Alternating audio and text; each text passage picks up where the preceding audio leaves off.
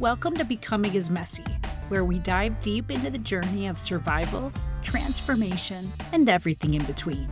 I'm your host, Meghann Dawson, here to share the honest, unfiltered stories behind my own process of becoming. Life isn't a pretty and perfect straight line, and neither is becoming the person we're meant to be. Here, we embrace the ups, the downs, all the beautiful, chaotic, messy moments that shape who we are. Whether you're in the thick of change or reflecting on past transformations, this space is for real conversations about what it means to grow, stumble, and rise again. So get comfy, settle in, and let's get messy. Hello, fellow and future messies. This is episode number 4. And the very first episode after launching the Becoming is Messy podcast, officially releasing it out into the world. Your texts, emails, and social media messages have made me feel so welcomed by the podcast community. I'm so glad you're here again listening. I have a huge favor to ask. If this series is resonating with you at all, please follow, rate, and take just a few minutes to review. Share directly with others who you think might benefit. Engagement is a huge way you can help ensure others find us. I'm coming to learn that self-promotion might not be my strong suit, so anything you can do to help spread the word is so greatly appreciated. Today, we are diving back into the Imperfect Level Up system. Last time, we did a deep dive into the first letter, the letter L, let your inner voice lead, talking about how to quiet that inner critic and allow our true selves to take the lead. I've been blown away hearing from so many of you who have fired your inner critic. I'm so proud of you for taking steps already to get back in touch with your deepest knowing. This time, we'll be focusing on a deeply personal and transformative topic. The letter we're focused on today is E, which stands for Explore Your Inner Child as an Observer. Please note that this episode contains references to childhood trauma that some people may find disturbing and possibly triggering. Listener discretion is advised. I'd also like to share a few thoughts on a question that I've been getting. Why do I refer to my system as the imperfect level up instead of just the level up? Because healing and personal growth are not a linear journey with a final destination. There's no step-by-step checklist to being fully healed. I used to think there was. I used to think if I just did the right things, checked off enough self-help books, meditated enough, journaled enough, I'd finally reach this mythical healed version of me. I always envisioned that there was eventually going to be this big symbolic moment, a moment where I just ripped the trauma from inside of me, officially being done with it. Spoiler alert, that doesn't exist. Each letter in this system represents something that has worked for me on my journey, but the mix of things that work for you will look a bit different. Some of these steps will become lifelong practices. Others will be tools you turn to when you feel stuck or find yourself in a rock bottom moment. Healing isn't about perfection. It's about having a toolkit of resources that help you navigate the inevitable messiness of life. I also need to stress that these strategies are meant to complement, not replace, formal healing methods like cognitive behavioral therapy, family counseling, and eye movement desensitization and reprocessing, EMDR healing. With that in mind, let's get to our next letter in the Imperfect Level Up, the letter E. Explore your inner child as an observer by exploring what it means to look at our past through a compassionate lens. Full disclosure, this has been a really hard one for me. It's taken me decades to understand that I wasn't fatally flawed, that choices made in my youth didn't doom me to a lifetime of poor choices, unhealthy relationships, hurting others, and letting people walk all over me. For a long time, I carried so much shame about my childhood and the choices I made growing up. I blamed myself for the ways I acted out, for drinking at a young age, for seeking validation in places that weren't healthy. I was convinced those things made me broken, somehow worse than everybody else. Until sometime in my 30s, the misdeeds of my life played on repeat in a reel that would go over and over again in my mind, accompanied by the stomach churning anxiety and the shame that lingered. Some moments were crystal clear, others were lost to the blackouts of my drinking days. And while I might not remember them all, I'd come to learn that my body carried them, storing the pain as nervous system dysregulation, stress, and self doubt. It wasn't until I did the work to forgive my younger self that I began to heal. Watching the children in my life, my nieces, my nephews, my daughter Mara, my bonus kids Emmy and Mason, was what started to shift my perspective. Seeing them navigate life at the same ages when I was experiencing tense trauma, I realized just how young, how innocent, and how vulnerable I had been. How could I continue to hold my younger self to standards that I would never place on them? I would never expect my young kids to stand up against adult violence. Yet I've carried so much anger at myself for not protecting my mom from an abusive father. I'd sometimes cry and yell at him to stop, scream how much I hated him, but I couldn't stop him, and that became a weight for me to carry. I would never blame my children for the ways that others treat them. Yet I've blamed myself for the ways kids at school noticed my physical differences as less than, making fun of my severe limp and my short arms. That blame grew into a deep feeling of never belonging. I would never wish on my kids the burden of shame for the times that they've acted out in pain. Yet I've carried deep shame for the coping mechanisms that I found solace in back when I was young. Back then, boys weren't ever going to formally date the girl with the short arms, but even the most popular of boys would line up to fool around with her.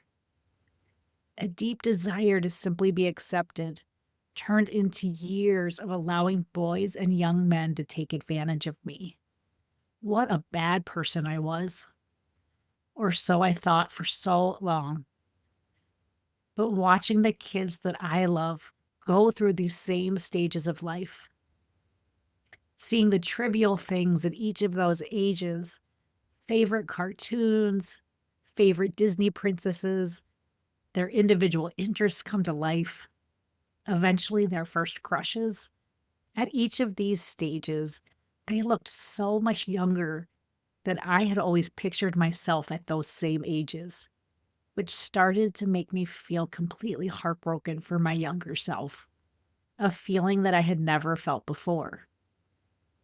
I started to see myself through the same compassionate lens that I used to look at each of them. Through observations through that lens, lots of self-reflection, and intense therapy, here's what I learned. I was never broken. I was simply a child without the right tools to process my trauma. And if this resonates with you, my guess is that you too may not have had the tools to process your own trauma. Maybe you haven't yet forgiven your younger self. So today's the day I invite you to start learning to observe your younger self, not with shame, not with blame, but with curiosity and compassion. While I know this topic is hard, I hope that my story continues to help wherever you're at with yours. Let's now go to a little bit of the psychology of observing without judgment. Our brains are wired to make meaning out of our experiences, but childhood trauma can distort those meanings. The goal is to separate what happened from the story you told yourself about what happened. When we judge our past selves, we reinforce shame, and shame keeps us stuck. Healing happens when we can acknowledge our younger selves with compassion instead of criticism. A great way to think about this: imagine yourself as a therapist watching a child play. You wouldn't judge them, right? You'd observe their actions, their emotions, their reactions, and you'd try to understand them. That's what we need to do for our younger selves. Think about a moment from your past where you felt shame or regret. Instead of replaying it through the lens of self-criticism, try stepping outside of it. What was happening around you? What external forces were shaping that moment? What did that younger version of you need in that very moment? One of the most freeing realizations in healing is understanding that your younger self did not fail.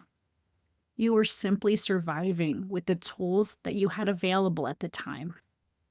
Childhood trauma has a way of making us internalize blame, but when you start seeing your past as an observer rather than a judge, you gain the power to reframe your experiences and release the guilt that was never yours to carry in the first place. This process isn't just theoretical, it's something that you can actively practice. Here are some ways to get started. First and foremost, therapy and trauma work. I can't stress this enough. It's so important to have a trusted therapist, somebody who specializes in trauma, to be your guide through this process in a safe and supportive way. 2, journaling. Try writing a letter to your younger self, not from a place of blame, but as an outside observer. What would you say to yourself? What do you wish you knew back then? What do you wish someone would have said or done for you? 3, inner child visualization. Picture your younger self sitting in front of you. Instead of criticizing, imagine offering them love and understanding. 4, reframing your past. When painful memories arise, challenge your inner dialogue. Instead of saying, "I was a mess," say, "I was a child doing my best to survive." It might feel foreign at first, it might not feel true, but give it a try. Flip the script, and pretty soon you'll start really believing that, because it is the truth. If you're looking for a great resource to learn even more about healing your inner child, a favorite of mine is Patrick Teahan, Teahan. Patrick is a clinical psychologist and fellow childhood trauma survivor. He is one of my favorite resources on childhood trauma. He talks a lot about reparenting, learning how to give ourselves the care we didn't receive growing up.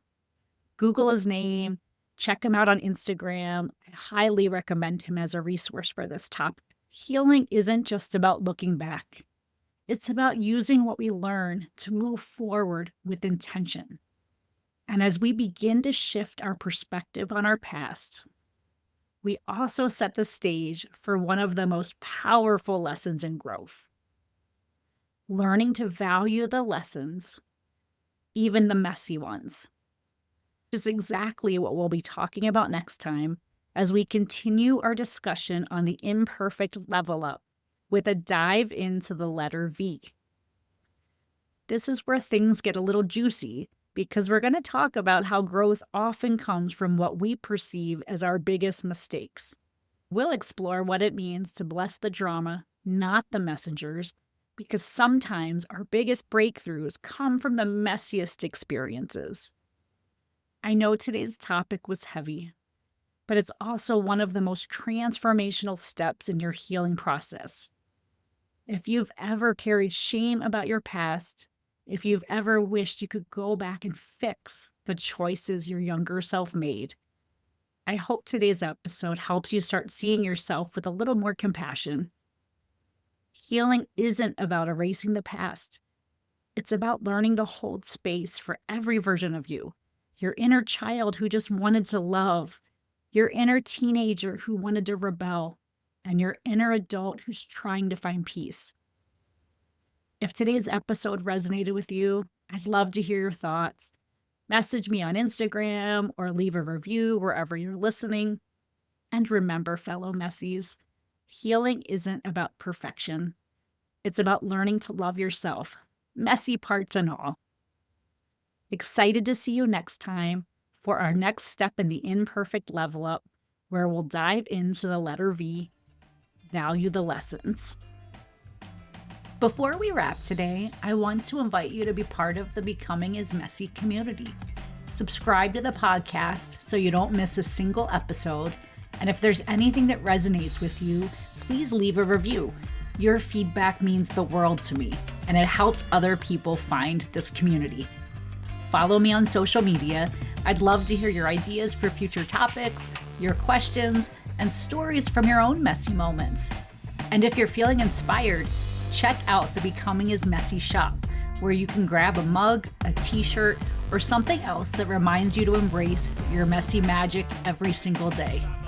A huge thank you to the incredible Wolves and Sheep for providing the music for Becoming is Messy.